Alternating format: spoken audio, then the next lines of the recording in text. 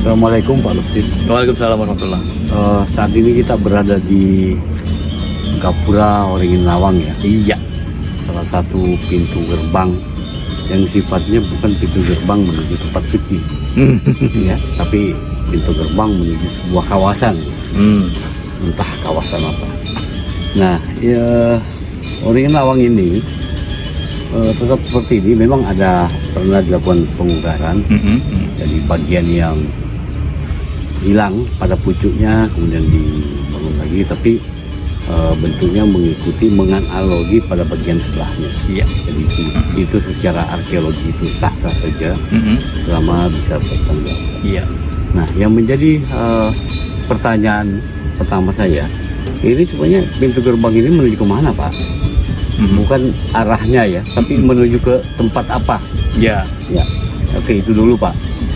Gapura Ringin Lawang yang terdapat di Dukuh Ringin Lawang, Desa Jatipacar, Kecamatan Trawulan. Gapura ini sebenarnya sudah dilaporkan sejak 1907 Oleh Belanda ya? oleh Dinas Purbakala Belanda, NJ Krom.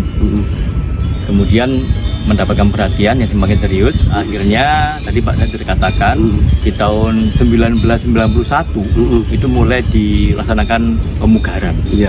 Dengan produk akhirnya adalah melengkapi puncak yang sisi utara. Iya.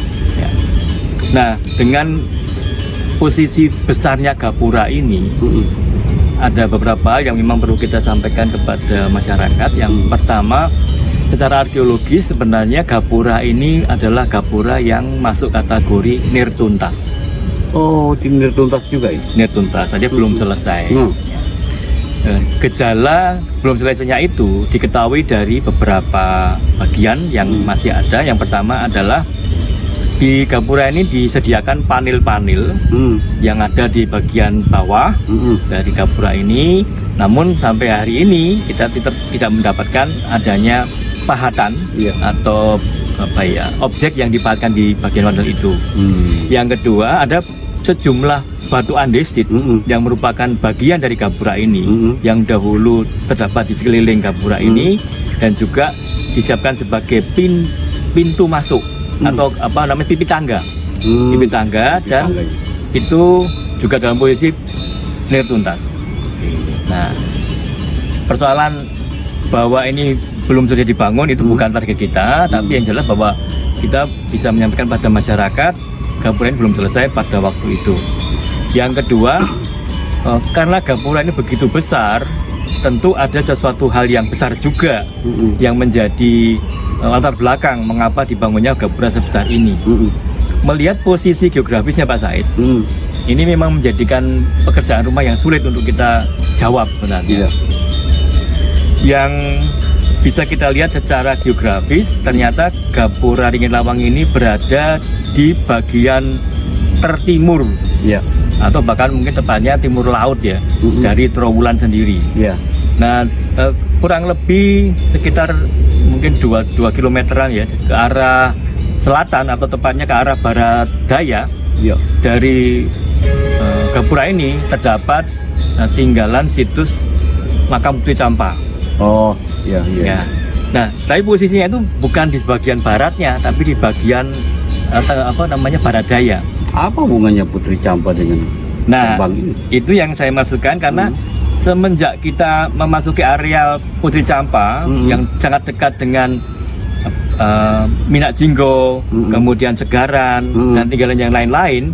Nah, ini yang merupakan bahan untuk kita jadikan acuan. Apakah ini ada kaitannya dengan Gapura ini sendiri. Artinya kompleksitas tinggalan masa Majapahit begitu besar di wilayah bagian barat dari Gapura ini. Nah, dengan menggunakan kacamata kepadatan secara geografis itu, tafsiran pertama yang menunjuk pada bahwa Gapura ini dibangun untuk memasuki areal tinggalan dari Majapahit itu. Itu yang jelas secara arkeologis bisa didukung. Tapi memang ini juga perlu dibuktikan dengan data atau dengan riset yang lebih mendalam lagi. Gitu. Di samping itu, kalau ini dihubungkan dengan ukurannya, Pak, ukurannya. Gapura ini besar sekali, Pak. Tingginya 15 meter lebih ini. 15,5 mungkin. Nah, tentu ini sesuatu yang memang bisa dikaitkan dengan besarnya areal atau besarnya kepentingan sehingga dibangun seperti ini. Apakah mungkin juga ini yang kedua tafsirannya adalah ini menjadi penanda untuk suatu kejayaan, gitu. Nah, ini sementara yang bisa disampaikan itu, Pak, terkait dengan apa sebenarnya fungsi dari Gapura ini, mengapa kok berada di sini posisinya. Yang penting dapat kita ketahui bahwa ini bukan suatu Gapura untuk memasuki ruang suci, tapi Gapura yang memasuki ruang yang sifatnya profan. Ataukah mungkin menuju ke tempat suci tapi masih ada Gapura-Gapura yang lain di dalamnya. Nah, tapi kalau disebutkan tadi mengarah kepada makam Cempo apa gitu, mungkin memang mengarah ke sana, tapi masih ada pintu gerbang lagi. Bukan terkait dengan itu, tapi mungkin lebih cenderung terkait dengan keruangannya Majapahit. Bisa jadi. Kalau bahasa itu. Nah, tadi yang kembali kepada yang disebut ngerti tuntas itu ya.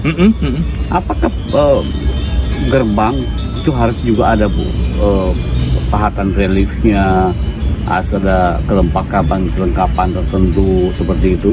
Apakah ada pakemnya seperti itu, Pak? Ya, kalau bicara pakem, memang kita tidak bisa membuat pernyataan ada pakem ya. Tetapi kita melihat padanannya, kesamaannya. Misalnya kita coba padankan dengan Gapura Bajang Ratu. Nah, Gapura Bajang Ratu itu juga merupakan Gapura, walaupun bentuknya dia padu raksa. Tapi juga kita melihat di sana ada bagian-bagian yang memang mendekati atau mirip dengan Ringin Lawang ini. Nah, termasuk adanya panel-panel yang di Bajang Ratu ada 3 panel yang sudah dipahatkan reliefnya. Sedangkan di sini memang jika Ringin Lawang ini panelnya masih kosong semua. Mungkin saja karena yang di Bajang Ratu itu memang untuk tempat suci, Pak.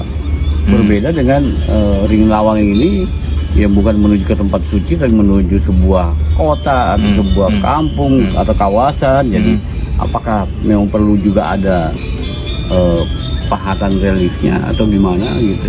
Ya, memang sejauh ini kalau relief yang bisa dipahatkan pada bangunan profan seperti Gapura itu bisa saja maksudnya adalah untuk estetis ya, untuk mempercantik, memperindah supaya lebih menarik gitu ya. Walaupun bisa juga apa yang dipahatkan itu sesuatu yang sebenarnya sedang populer di masyarakat waktu itu.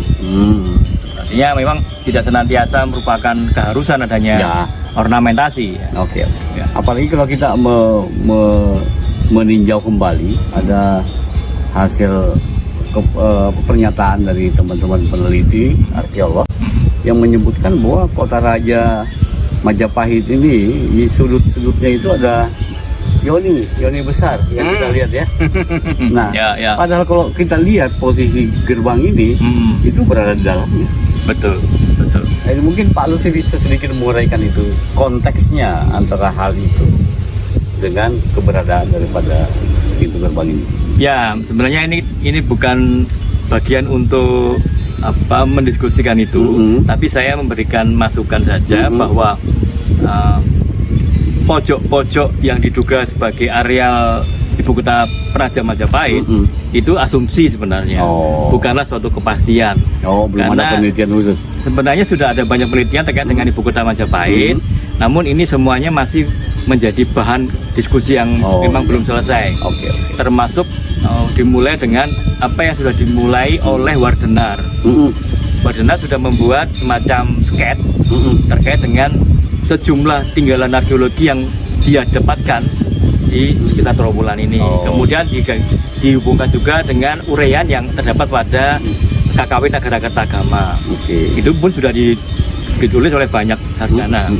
Nah, oleh karena itu memang dalam rangka memahami posisi Ringin Lawang ini sebagai gapura yang menimbulkan tanda tanya besar.